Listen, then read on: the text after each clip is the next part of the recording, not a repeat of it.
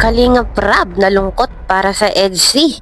Ano kaya ito? Tara at ating alamin. Pero bago po ang lahat, mega love shout out sa ating mga listeners, viewers, and subscribers saan mang sulok ng mundo.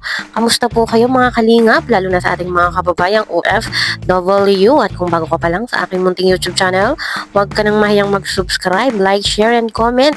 Huwag mo na rin kalimutang i-click ang notification bell nang sa ganoon ay updated ka sa aking mga paparating na video.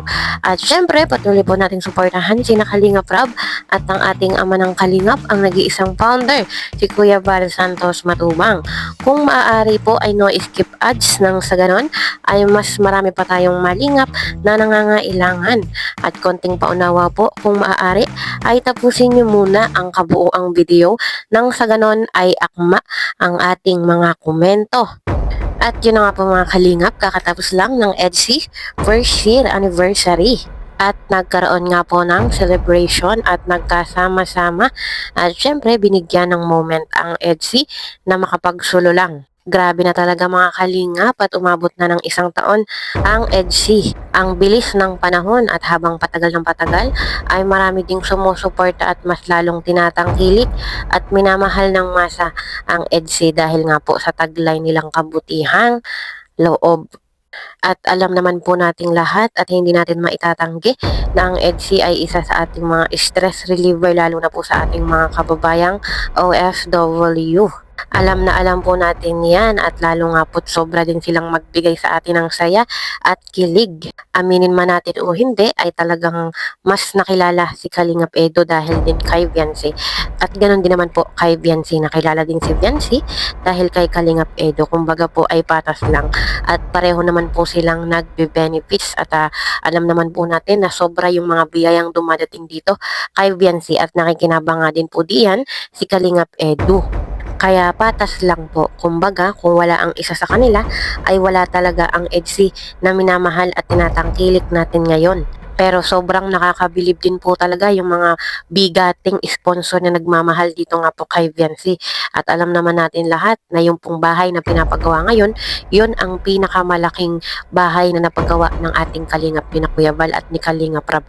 Record breaker nga po sa madaling sabi, ito yung pinakamalaking pabahay na nagawa ng ating Kalingap. Kaya nakakabilib po talaga mga Kalingap yung mga ganitong charity vlogger katulad nga po ni Kuya Val at ni Kalingap Rab.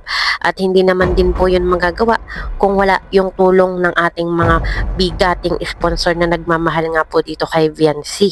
At malapit-lapit na nga rin po yung paglipat nila kaya abangan po natin mga kalingap yung paglipat ni Viancy at ng kanyang pamilya sa kanilang bagong bahay. At yun na nga po mga kalingap, nabanggit ni Kalingap Rab na isa daw po siya sa malulungkot kung sakaling hindi magkatuluyan ang EDC. Ibig sabihin lang po nun ay hindi lang po tayo yung umaasa, kundi umaasa din po si Kalingap Rab na magkakatuluyan ang EDC sa huli. At doon nga po sa EDC anniversary ay nasabi ni Viancy na I like you muna yung kanyang maibibigay dito nga po kay Kalingap Edu.